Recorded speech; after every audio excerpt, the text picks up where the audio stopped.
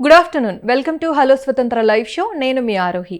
ఈరోజు మనం మాట్లాడుకోబోయే అంశం మీ జేబులో ఉన్న ఫోన్ గురించి, మీ బ్యాంక్ అకౌంట్ ఖాళీ చేసే ఒక మహమ్మారి గురించి. మా కంపెనీలో కేవలం 10,000 పెట్టండి, నెలకు 3,000 లాభం తీసుకోండి, ఈ యాప్లో ట్రేడింగ్ చేయండి, రాత్రికి రాత్రే లక్షాధికారి అయిపోండి. ఇలాంటి మెసేజ్లు మీ ఫోన్కు కూడా వచ్చాయా? మనం పొద్దున్న లేచింది మొదలు ఫోన్ చూస్తే చాలు ఏదో ఒక కొత్త రకం మోసం గురించిన వార్త కనిపిస్తూనే ఉంది. ముఖ్యంగా పెట్టుబడి మోసాలు రోజుకో కొత్త రూపంలో అమాయక ప్రజల కష్టార్జితాన్ని లూటీ చేస్తున్నాయి. Part time jobs, task based income, crypto currency trading, IPA allotment, ఇలా రకరకాల పేర్లతో కేటుగాళ్లు వల విసురుతున్నారు. కోట్ల రూపాయల మోసాలు వెలుగు చూస్తున్నా రోజు రోజుకు బాధితుల సంఖ్య పెరుగుతోందే కానీ తగ్గడం లేదు. అయితే ఈ మోసాలు ఇంతలా పెరిగిపోవడానికి ప్రధాన కారణం ఏంటి? ప్రజల్లో ఉన్న అత్యాశ, లేక సరైన ఆర్థిక అవగాహన లేకపోవడమా? మోసగాళ్లు వాడుతున్న సరికొత్త టెక్నాలజీ ఏంటి? ఈ అంశాల గురించి మనకు సమగ్రమైన విశ్లేషణ, అవగాహన కల్పించడానికి ఈరోజు మనతో పాటు ఉన్నారు ప్రముఖ సైబర్ సెక్యూరిటీ మరియు సైబర్ చట్టాల నిపుణులు డాక్టర్ శ్రీనివాస్ కట్కూరి గారు. ఆయనతో మాట్లాడి మరిన్ని వివరాలు తెలుసుకుందాం. Hello sir, Srinivas sir, welcome to the show sir. నమస్తే సార్, ప్రస్తుతం ఈ ఇన్వెస్ట్మెంట్ మోసాలు ఇంతలా పెరిగిపోవడానికి అసలు ప్రధాన కారణం ఈ ప్రజల్లో ఉన్న అత్యాశ, లేకపోతే సరైన ఆర్థిక అవగాహన లేకపోవడమా? మీరేమంటారు? దీంట్లో మనం రెండు చెప్పొచ్చు. సరైన అవగాహన లేకపోవడము, చట్టాలు కఠినంగా లేకపోవడం, రెండు అంశాలు మనం చెప్పుకోవచ్చు. ప్రజల్లో అత్యాశ, ఆశ ఉండడము, అత్యాశ ఉండడం రెండు జరుగుతున్నాయి. చిన్నపాటి ఆశ అంటే మీకు డబ్బులు, మీరు 10 రూపాయలు పెట్టండి, అది ఒక రోజులోనే మీకు 1000 రూపాయలు అవుతుంది, లేదా 1000 రూపాయలు పెట్టండి మీకు 10,000 అవుతుంది అని ఆశ. అలాంటి ఆశను వాళ్ళు ఆయుధంగా వాడుకొని సైబర్ క్రిమినల్స్ దీన్ని ఆయుధంగా వాడుకొని పెట్టుబడి మోసాలు చేస్తున్నారు. ఈ పెట్టుబడి మనకు సైబర్ క్రైమ్ లో మొత్తం టోటల్ డాటా చూసుకుంటే గనక ఒక 100 సైబర్ క్రైమ్స్ జరిగినప్పుడు దాంట్లో 40 నుంచి 45% వరకు ఈ పెట్టుబడి మోసాలే ఉంటున్నాయి. రీసెంట్ గా మనం చూస్తే గనక తెలంగాణలో ఒక సైబర్ క్రైమ్ అవేర్నెస్ ప్రోగ్రామ్ చేయడం జరిగింది. దాంట్లో దాదాపు 735 మంది డాక్టర్లు కూడా మోసపోయారు. అంటే సైబర్ క్రైమ్ కి చదువుకున్న వాళ్ళు, చదువులేని వాళ్ళు అని భేదం లేకుండా సైబర్ క్రైమ్ బాధితులుగా మారుతున్నారు. దీంట్లో మనకి ఈ రోజుకి ఒక 120 కోట్ల రూపాయలు సైబర్ క్రిమినల్ చేతులకి ఏదో విధంగా వెళ్తున్నాయి అనేది గణాంకాలు చెప్తున్నాయి. ఆశ ఉండడం పర్లేదు కానీ దాన్ని జాగ్రత్తగా పరిశీలించుకొని నిజమైనదా కాదా అని మనము రూఢి చేసుకోవడం ముఖ్యమైన విషయంగా ఉంటుంది. ఓకే సార్, మరి ఇప్పుడు ఈ తక్కువ పెట్టుబడితో ఎక్కువ లాభాలు వస్తాయనే ఆశను మోసగాళ్ళు ఎలా క్యాష్ చేసుకుంటున్నారు? అంటే బాధితుల మానసిక స్థితిని వాళ్ళు ఎలా నియంత్రిస్తారు? అంటే ఇక్కడ సైకలాజికల్ సోషల్ ఇంజనీరింగ్ అనే ఒక కాన్సెప్ట్ ద్వారా ఇప్పుడు దాదాపు మొత్తం సైబర్ క్రైమ్ జరిగిన ప్రతి సైబర్ క్రైమ్ లో సోషల్ ఇంజనీరింగ్ అని, అంటే నమ్మకాన్ని కుదుర్చడం, సైకోమెట్రిక్ అంటే కాగ్నిటివ్ బిహేవియర్ ని, మన బిహేవియర్ ని వాళ్ళు మ్యానిపులేట్ చేయడానికి ప్రయత్నం చేస్తూ మనకు ట్రస్ట్ బిల్డ్ చేయడానికి ప్రయత్నం చేస్తారు. ఫస్ట్ మనకి ఏం చేస్తారు, వాళ్ళు కొంత అమౌంట్ పెట్టడానికి మనల్ని ప్రోత్సహిస్తారు. ఉదాహరణకి ఒక 10,000 మనం పెట్టినాం అనుకోండి, వాళ్ళు వెంటనే మనకు ఒక 2 రోజులు, ఒక రోజులో 2,000 3,000 మీకు ప్రాఫిట్ వచ్చిందంటూ ఆ అమౌంట్ ని మన అకౌంట్ కి క్రెడిట్ చేస్తారు, అంటే మన అకౌంట్ కి పంపిస్తారు. పంపించడం వల్ల మనకు ట్రస్ట్ బిల్డ్ అవుతుంది. తర్వాత మీరు ఇది విఐపి గ్రూప్ అని, లేదా ఎలైట్ గ్రూప్ అని, లేదా ప్రీమియం గ్రూప్ అని ఉంటుంది. దాంట్లో మీరు పెట్టుబడులు పెట్టండి, 5 లక్షలు 10 లక్షలు ఇలా పెట్టుబడి పెట్టండి, మీకు ఇంకా మంచి లాభాలు వస్తాయని మనల్ని నమ్మిస్తారు. నమ్మించిన తర్వాత ఆ అమౌంట్ పెట్టగానే ట్యాక్స్లు అని, లేకపోతే ప్లాట్ఫామ్ ఫీజ్ అని, ఇంకోటని ఆ డబ్బులు విత్డ్రా చేసుకోవడానికి రావు. మెల్లిమెల్లిగా ఇలా మనల్ని ట్రాప్ లో వేస్తూ ఈ మన 5 లక్షలు మనకు వస్తే బాగుండు అనే క్రమంలో వాళ్ళు ఇక సైకలాజికల్ గా కొంచెం మనం రేషనల్ గా ఆలోచించడం వదిలేసి వాళ్ళు చెప్పిన ట్యాక్స్లు కానీ, లేదంటే వాళ్ళు ఏ రకంగా చెప్తే ఆ రకంగా మనం డబ్బులు పే చేస్తూ పోతా ఉంటాం. ఇలా చేయడం వల్ల మనకు డబ్బులు పోవడమే తప్ప రావడం అంటూ ఉండదు. ఇలాగే డాక్టర్లు కూడా ఒక 20 లక్షల వరకు ఇన్వెస్ట్మెంట్ మోసం ద్వారానే మొన్న ఓన్లీ తెలంగాణలో 20 కోట్ల రూపాయలుగా వరకు దాదాపు మోసపోయారు. ఇంకా మొత్తం మనం నేషనల్ వైడ్ గా మాగ్నిట్యూడ్ టోటల్ ఫిగర్ తీసుకుంటే చాలా ఎక్కువ ఉంటుంది. ఈ దాదాపు 100 కోట్లనే ఉంటుంది కానీ తక్కువ ఉండదు. సార్ ఇప్పుడు ఈ అంటే టెక్నాలజీ గురించి సరైన అవగాహన లేని వాళ్ళు లేదంటే కొంచెం తక్కువ చదువుకున్న వాళ్ళు మోసపోతున్నారంటే మనం ఒక అర్థం ఉందనుకోవచ్చు. మరి ఇప్పుడు చదువుకున్న వారు, సాఫ్ట్‌వేర్ ఉద్యోగులు, ఈ రిటైర్డ్ అధికారులు కూడా ఈ మోసాల బారిన పడుతున్నారు. దీనికి గల ముఖ్య కారణం ఏంటంటారు? అంటే దీంట్లో మనకు అవగాహన లేకపోవడం ఒకటి. మనకు రెడ్ ఫ్లాగ్స్ అంటే కొంచెం మనకు ఇది జెన్యూనా కాదా అనేది తెలుసుకునే విచక్షణను కోల్పోయినట్టు బిహేవ్ చేయడం ఒకటి. హ్మ్. ఆ ట్రాప్ లోనే ఉండిపోతాం.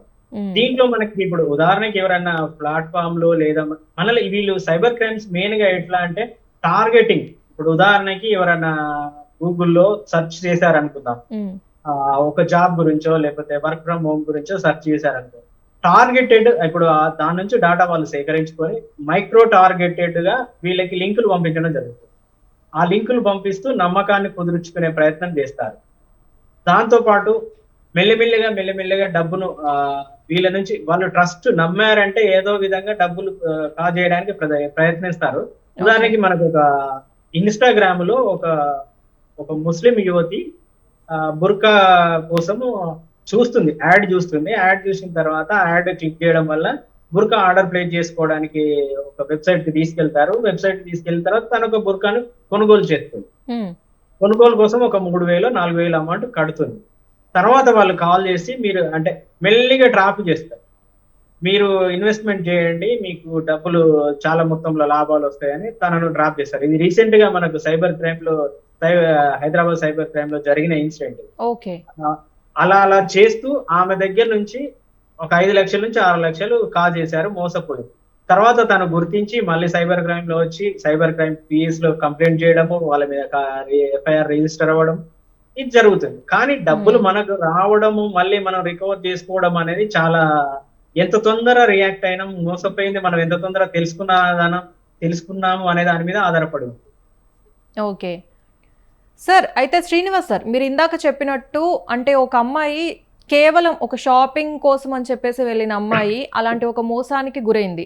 అయితే మరి ఈ మధ్య కాలంలో మీరు చెప్పినట్టు ఈ ఇన్వెస్ట్‌మెంట్ మోసాలు రోజుకు ఒక కొత్త రూపంలో వస్తున్నాయి. మరి ప్రస్తుతం మార్కెట్‌లో ఉన్న అత్యంత ప్రమాదకరమైన కొత్త రకం పెట్టుబడి మోసాలేవి? దీంట్లో క్రిప్టో కరెన్సీ అని ఈ మధ్య చాలా విస్తృతంగా మన తెలంగాణలో గాని, ఏపీలో గాని విస్తృతంగా వ్యాపించి వందల కోట్లు నష్టపోయిన సందర్భాలున్నాయి. ఇటు మనకి తీసుకుంటే నార్త్ తెలంగాణ సైడ్ కరీంనగర్ ఏరియాలో, హ్మ్. జగిత్యాల ఏరియాలో వందల కోట్ల పెట్టుబడులు పెట్టి మోసపోయిన వాళ్ళున్నారు. ఇక్కడ ఆంధ్రాలో చూసుకుంటే ఆంధ్రాలో కూడా చాలా మట్టుకు మనకు వందల కోట్ల పెట్టుబడులు పెట్టి క్రిప్టో కరెన్సీ ద్వారా మీకు లాభాలొస్తాయని చెప్పి మోసం ఈ క్రిప్టో కరెన్సీ అని కొత్త మోసాలు ఇట్లా అంటే ఈ ఇన్వెస్ట్‌మెంట్ లోనే ఇది క్రిప్టో కరెన్సీ మోసాలనేవి కొత్తగా వస్తున్నాయి. ఈ హ్మ్. రోజు మీరు క్రిప్టో కరెన్సీ ఈ రోజు కొనిపెట్టుకుంటే మీకు రేపు వందల కోట్లలో లాభాలొస్తాయి, వేల కోట్లలో లాభాలొస్తాయి అని ఎవరైతే వాళ్ళకి టార్గెటెడ్ గా ఉన్న విక్టిమ్ ని నమ్మకం కుదుర్చుకున్న విక్టిమ్ ని ఈ లోకల్ ఏజెంట్ వీళ్ళు కమిషన్ బేస్డ్ గానా లేదంటే వీళ్ళు కూడా దాంట్లో భాగస్వాములుగా ఉండే వాళ్ళని క్రిప్టో కరెన్సీ అనే మోసాలకి గురి చేస్తున్నారు. క్రిప్టో కరెన్సీ అనే మోసాలు వల్ల చాలా మటుకు ఈ డబ్బులు అనేది కోల్పోవడం జరుగుతుంది. నిజానికి క్రిప్టో కరెన్సీలో డబ్బులు పెట్టడం వల్ల ఇన్వెస్ట్‌మెంట్ పెట్టడం వల్ల పెరుగుతాయా అంటే క్రెడిబుల్ ఉన్న వాటిలో మార్కెట్‌కి అనుగుణంగా మాత్రమే మనకి మార్కెట్‌లో ఇప్పుడు మనం మార్కెట్‌ని అబ్జర్వ్ చేసుకుంటే స్టాక్ మార్కెట్‌లో మనం ఎట్లా అయితే మార్కెట్ మనం అబ్జర్వ్ చేసుకుంటే ఓకే. దాని క్రిప్టో వాల్యూ ఎలా పెరుగుతుందో అంతే పెరుగుతుంది తప్ప డ్రాస్టిక్‌గా పెరగదు. వీళ్ళు మనకు ఒకవేళ ఒక వెబ్‌సైట్ క్రియేట్ చేసి మన ఇన్వెస్ట్‌మెంట్ ఇంతుంది. దాన్ని ఇంత పెంచినామని చూపించినా అది అబద్ధమే. ఇంకా హ్మ్. రెడ్ ఫ్లాగ్ మనం ఏం చేసుకోవాలి? రెడ్ ఫ్లాగ్ మనం మీరు ఇంతకుముందు క్వెషన్‌లో రెడ్ ఫ్లాగ్ ఎలా ఉంటుందంటే డెవలపర్ ఎవరైనా ఇప్పుడు ఉదాహరణకి ఒక మంచి క్రెడిబిలిటీ ఉన్న కంపెనీ ఒక నమ్మకమైన కంపెనీ ఆ వెబ్‌సైట్ యొక్క మెయిల్ గాని, కాంటాక్ట్ అడ్రెస్ గాని, లేదంటే కస్టమర్ కేర్ గాని జెన్యూన్ గా ఉంటుంది. మనకు కనెక్షన్‌కి ఈజీగా ఉంటుంది. ప్రాబ్లమ్ సాల్వింగ్‌కి ఈజీగా ఉంటుంది. హ్మ్. ఇక్కడ ఫ్రాడ్ చేసే వాళ్ళది అలా ఉండదు. పబ్లిక్ డొమైన్ అంటే పబ్లిక్ ఈమెయిల్ వాడతారు. ఉదాహరణకి జీమెయిల్, అవుట్‌లుక్ ఇట్లాంటి ఈమెయిల్ ప్రొవైడర్స్ నుంచి ఒక ఈమెయిల్ క్రియేట్ చేసుకొని ఆ ఈమెయిల్ మాత్రమే వాడతారే తప్ప వాళ్ళ కంపెనీ ఈమెయిల్స్ వాడరు. కంపెనీ ఈమెయిల్స్ ఉండవు. దీన్ని మనం ప్రైమరీగా గుర్తించి ప్రాథమికంగా ఇలాంటి వాటిని చూసి ఇది మనకు ఉదాహరణకి జీమెయిల్ వాళ్ళ హెల్ప్ లైన్ ఈమెయిల్ అనేది .gmail.com అని ఉందనుకోండి. ఓకే. ఇమ్మీడియేట్ గా అది ఒక రెడ్ ఫ్లాగ్ గా చూసుకొని మనం వాటి పట్ల జాగ్రత్తగా ఉండి పెట్టుబడులు పెట్టకపోవడం అనేది మంచిది. ఓకే. సార్ అలాగే ఇప్పుడు ఈ వాట్సాప్, టెలిగ్రామ్ అనే యాప్స్ ఏవైతే ఉన్నాయో ఇవి చాలా సాధారణంగా వాడేస్తూ ఉంటారు ప్రజలు. మరి ఈ గ్రూప్ల ద్వారా ఈ టాస్క్ బేస్డ్ లేదా పార్ట్ టైం జాబ్స్ పేరిట జరిగే మోసాలు చాలా ఉన్నాయి. మరి వాటి వెనుక అంటే అసలు నెట్వర్క్ ఎలా పనిచేస్తుంది? అంటే వీటి ఇప్పుడు ఈ ప్లాట్ఫామ్లకి ఒక ఐటీ యాక్ట్ సెక్షన్ 79 లో సేఫ్ హార్బర్ అంటే ఒక ఎవరో చేసిన దానికి వీళ్ళని బాధ్యులు చేయలేము అనే ఒక సెక్షన్ ఉండడం వల్ల వీళ్ళకి కొంత సేఫ్ హార్బర్ గా ఉండడం ఒక ఎత్తు అయితే, ఈ మెసేజింగ్ యాప్స్ ద్వారా వచ్చే ఎలాంటి కమ్యూనికేషన్ అయినా ఎండ్ టు ఎండ్ ఎన్క్రిప్షన్ ఉండడం వల్ల అంటే ఈ ఎవరైతే సర్వీస్ ప్రొవైడర్ ఉంటారో వాళ్ళు చదవలేరు. అందులో ఆ కమ్యూనికేషన్ బిట్వీన్ 2 పర్సన్స్ జరిగే కమ్యూనికేషన్ వీళ్ళకి తెలియదు.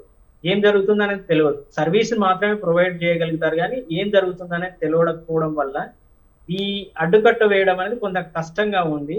దీనివల్ల మనం ఒక కస్టమర్ గా లేదంటే మనం ఒక సిటిజన్ గా ఏదైనా తప్పుడు మార్గంలో వీళ్ళు ఎవరైనా మనల్ని మోసానికి గురి చేసే అవకాశం ఉన్నప్పుడు ఇట్లాంటి వాటి లింక్స్ కానీ ఇట్లాంటి నంబర్స్ కానీ వాట్సాప్ గ్రూపులని కానీ మనం సంచార్ సాథి అనే ఒక యాప్, ఒక కేంద్ర ప్రభుత్వ యాప్ ఉంటుంది. దాంట్లో మనం రిపోర్ట్ చేయడం వల్ల ఇట్లాంటి వాటిని అన్నింటినీ బ్లాక్ చేయడానికి అవకాశం ఉంటుంది. ఇట్లాంటి వాటిని బ్లాక్ చేయడం వల్ల ఫర్దర్ గా చేయడానికి వీళ్ళకి అవకాశాలు తగ్గిపోతాయి. అంటే అవకాశాలు కంప్లీట్ గా తగ్గుతాయంటే ఒకటి పోతే ఇంకోటి పుట్టుకొస్తూనే ఉంటుంది. కానీ ఇట్లాంటి రెడ్ ఫ్లాగ్స్ చూసి మనం జాగ్రత్తగా ఉండడం చాలా ముఖ్యము.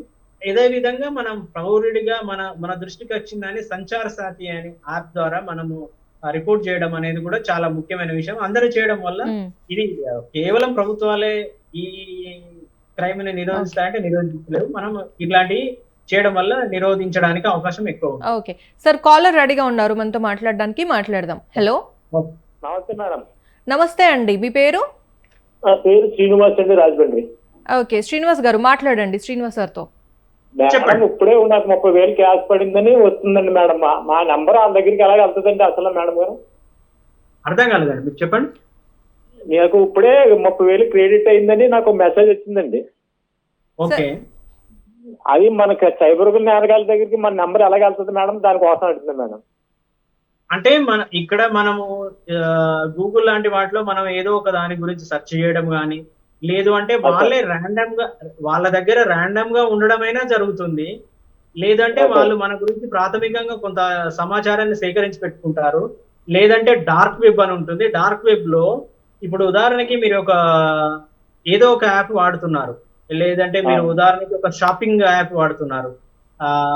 పేర్లు చెప్పడం బాగుండదు, షాపింగ్ యాప్ ఏదో ఒకటి వాడుతున్నారు. వాళ్ళ సిస్టమ్ బాగాలేనప్పుడు మన డాటా దాంట్లోంచి వాళ్ళు హ్యాక్ చేస్తారు. హ్యాక్ చేయడం వల్ల మన మొబైల్ నెంబర్ కానీ, మన ఈమెయిల్ అడ్రస్ కానీ, మన ఇన్ఫర్మేషన్ అనేది సెక్యూరిటీ లేయర్ లేకుండా ఉన్న ఇన్ఫర్మేషన్ అనేది వాళ్ళు దాన్ని సేకరిస్తారు. సేకరించి డార్క్ వెబ్ లో ఈ సమాచారాన్ని కొందరు క్రిమినల్స్ డబ్బులకి అమ్ముకుంటారు. అమ్ముకున్నప్పుడు కొనుక్కున్న ఎవరైతే ఈ క్రిమినల్స్ ఉంటారో వాళ్ళు మనకు టార్గెటెడ్ గా మెసేజ్ చేయడం అలాంటివి జరుగుతూ ఉంటుంది. ఇప్పుడు మీరు చెప్పినట్టు మనకు మీ అకౌంట్ కి డబ్బులు క్రెడిట్ అయినాయి అని వచ్చిన కాల్స్ లో మనం పరిశీలిస్తే అకౌంట్ నెంబర్ ప్రాపర్ గా ఉండదు, ఆ మెసేజ్ ప్రాపర్ గా ఉండదు. మనం చదివినప్పుడు మీకు మెసేజ్ వచ్చింది, మీ ఖాతాకి డబ్బులు జమ అయినాయని మెసేజ్ వచ్చింది. మీ ఖాతాలో మీరు డబ్బులు చూసుకున్నప్పుడు మీ ఖాతాలో డబ్బులు జమ అవ్వవు. అది చూసుకున్న తర్వాతే మనం రియాక్ట్ అవ్వాలి. లేదా మన మీ ఫోన్ పేకి అనుకోకుండా మీ పేటిఎం కి డబ్బులు వచ్చినాయని చెప్తారంట. మనం ఆ ఏ మెసేజ్ అయితే ఉంటుందో దాన్ని ప్రాపర్ గా చదవడం అనేది ముఖ్యమైన విషయం. అయితే దీంట్లో మీకు మెసేజ్ రావడం కంటే మీకు వాట్సాప్ లో పంపిస్తారు. అట్లాంటి మెసేజ్ వాట్సాప్ లో పంపిస్తారు. మీకు డైరెక్ట్ మెసేజ్ వచ్చిందంటే service message direct financial institution మనకి ఏ బ్యాంక్ అయితే ఉంటుందో ఆ బ్యాంక్ నుంచి రావాలి, ఆ బ్యాంక్ నుంచే వస్తుంది. అట్లా రాకుండా వీళ్ళు దాని ఇమేజ్ క్రియేట్ చేసి మీకు వాట్సాప్ లో పంపిస్తారు. అది మీ వాట్సాప్ లో పంపించి మిమ్మల్ని మనకి అర్జెన్సీని క్రియేట్ చేసి మనల్ని తొందరగా మాకు అవసరం ఉంది, అత్యవసరం ఉంది, మా డబ్బులు మాకు రిటర్న్ చేయండి అనే ఒక ట్రస్ట్ ను బిల్డ్ చేసే ప్రయత్నం లేదా అర్జెన్సీని చేయడము అట్లాంటి ట్రిక్స్ వాడుతూ ఉండడం వల్ల ఆ ఎమోషన్ లో మనం ఇవన్నీ ఆలోచించకుండా మళ్ళీ డబ్బులు కోల్పోవడం అనేది జరుగుతుంది. అదే సార్ నేను ఎలాగైనా ఆ మెసేజ్ డిలీట్ చేసేస్తాను సార్. ఎలా వచ్చిన మెసేజ్ వచ్చిందంటే డిలీట్ చేసేస్తాను. అంటే ఇప్పుడు మీరు ఉదాహరణకి మీకు ఏదో ఏదన్నా క్రెడిట్ కార్డు కోసమో లేదా ఏదో బ్యాంకు వెళ్ళారు, ప్రైవేట్ బ్యాంకు వెళ్ళారు. వాళ్ళు ఏం చేస్తారు జనరల్ గా అయితే మన డేటాని ఎవరికి షేర్ చేయొద్దు, ఎవరికి దాన్ని బయటకు వెళ్ళొద్దు. మీరు క్రెడిట్ కార్డు వెండర్ దగ్గరకో లేకపోతే ఒక ఫోన్ తీసుకునే దగ్గర, ఫోన్ మీన్స్ మీరు ఒక మొబైల్ కంపెనీ దగ్గర సిమ్ తీసుకున్నప్పుడు వాళ్ళు డేటా అనేది సేకరించి కొందరు క్రిమినల్స్ అక్రమార్గంలో డబ్బులు సంపాదించడానికి వీళ్ళు షేర్ చేస్తుంటారు వేరే వాళ్ళకి. ఇలా చేసినప్పుడు అలా జరగడానికి అవకాశం ఉంటుంది. ప్లస్ మనకి ఏదైనా సెక్యూరిటీ ల్యాబ్స్ ఉన్నప్పుడు, సెక్యూరిటీ సరిగా లేనప్పుడు మనం ఏదైనా యాప్ వాడినప్పుడు ఆ యాప్ నుంచి మన ఈ మొబైల్ నెంబర్స్ అనేవి వేరే వాళ్ళకి వెళ్ళిపోవడం జరుగుతుంది. ఓకే, థ్యాంక్ యూ శ్రీనివాస్ గారు. సార్, అయితే ఇప్పుడు క్రెడిట్ కార్డు ప్రస్తావన వచ్చింది కాబట్టి ఇప్పుడు ఈ క్రెడిట్ కార్డ్స్ అప్లై చేసుకోండి, మీకు క్రెడిట్ కార్డ్ కావాలా అని చెప్పేసి మనకి కొన్నిసార్లు ఫోన్ కాల్స్ రావడం జరుగుతుంది. మీకు ఒక లింక్ పంపిస్తాము, అది ఓపెన్ చేసి మీ డీటెయిల్స్ అన్నీ ఫిల్ చేయండి, అప్లై చేసుకోండి అంటుంటారు. మరి దానివల్ల ఏమైనా ప్రాబ్లం ఉంటుందా? అంటే మన డేటా బయటకు వెళ్ళడం కానీ అలాంటిది? అది మనం వెరిఫై, ఇప్పుడు వాళ్ళు లింక్ పంపించిన తర్వాత మనం ఓపెన్ చేయగానే జెన్యున్ గా ఉందా, జెన్యున్ గా లేదా అనేది తెలుసుకోవడం ఒకే ఎత్తు. అంటే రిప్లికేట్ సేమ్ అదే కంపెనీ ఏదైతే మనకు ఒక మెసేజ్ పంపించిన కంపెనీ లాగా కూడా ఉండేలాగా కూడా క్రియేట్ చేస్తారు వెబ్సైట్. మనం చివరిలో వెళ్తా ఉంటే డాటా అనేది ఇప్పుడు మనకు ఏ క్రెడిట్ కార్డు ఇన్స్టిట్యూషన్ అయినా ఆధార్ లింక్, పాన్ లింక్ తో మనకు మెసేజ్లు రావడం అనేది జరుగుతుంది. వీళ్ళకి అట్లాంటి యాక్సెస్ కొంచెం తక్కువగా ఉంటుంది. ఓకే, ఎవరికి ఈ ఫేక్ లింక్ వాళ్ళకి ఇప్పుడు మనము ఆధార్ కార్డు ఎంటర్ చేయగానే మనకు మీ ఆధార్ కార్డు ఫలానా కంపెనీ యాక్సెస్ చేయాలనుకుంటున్నది, దానికోసం మీకు ఓటీపీ అని మన మొబైల్ నెంబర్ కి ఓటీపీ రావడం జరుగుతుంది. ఆ ఓటీపీలో మనకు తెలిసిపోతుంది జెన్యున్ కంపెనీ కాదా, వేరే వాళ్ళు యాక్సెస్ చేయడానికి ప్రయత్నం చేస్తున్నారా అనేది అక్కడ తెలిసిపోతుంది. అంటే మనం ఏం చేస్తాం, అక్కడ ఆ మెసేజ్ ఏదైతే ఆ మెసేజ్ ఉంటుందో ఆ మెసేజ్ ని మనం చదవకపోవడం వల్ల మనం ఆ ఓటీపీ ఒకటే చదివి చెప్పడము చేయడం వల్ల కొంత మోసపోవడానికి అవకాశం ఉంటుంది. ఆ మెసేజ్ ని ఎప్పుడైతే మనం చదివినప్పుడు ఫైనాన్షియల్ ఇన్స్టిట్యూషన్, ఏదైనా కంపెనీ, ఏదైనా పర్సనల్ నెంబరా, లేదా వేరే వాళ్ళు ఎవరైనా యాక్సెస్ చేయడానికి చేస్తున్నారా అనేది మనకు తెలిసిపోతుంది. సో సార్, అయితే మీరు ఇప్పుడు చెప్పినట్టు అంటే మనకి తెలిసిపోతుంది అని అన్నారు కదా, మరి ఈ ఫేక్ ఐపీఓ అప్లికేషన్లు కానీ స్టాక్ మార్కెట్ ట్రేడింగ్ యాప్స్ ద్వారా ప్రజలను ఈజీగా నమ్మించేస్తున్నారు. అది ఎలా సాధ్యమవుతుంది? అలాగే ఈ అసలైన యాప్స్కి, నకిలీ యాప్స్కి ఆ తేడాను ఎలా గుర్తించాలి? తేడాలు గుర్తించాలంటే ఇప్పుడు మనకి ఉదాహరణకి ఇప్పుడు సింపుల్ ఎగ్జాంపుల్ ఏంటంటే, మనం ఇప్పుడు మనకు ఒక ప్లాట్ఫామ్ లేకపోతే ఆ డాష్ బోర్డ్లే కంప్లీట్ ఫేక్ గా ఉంటాయి.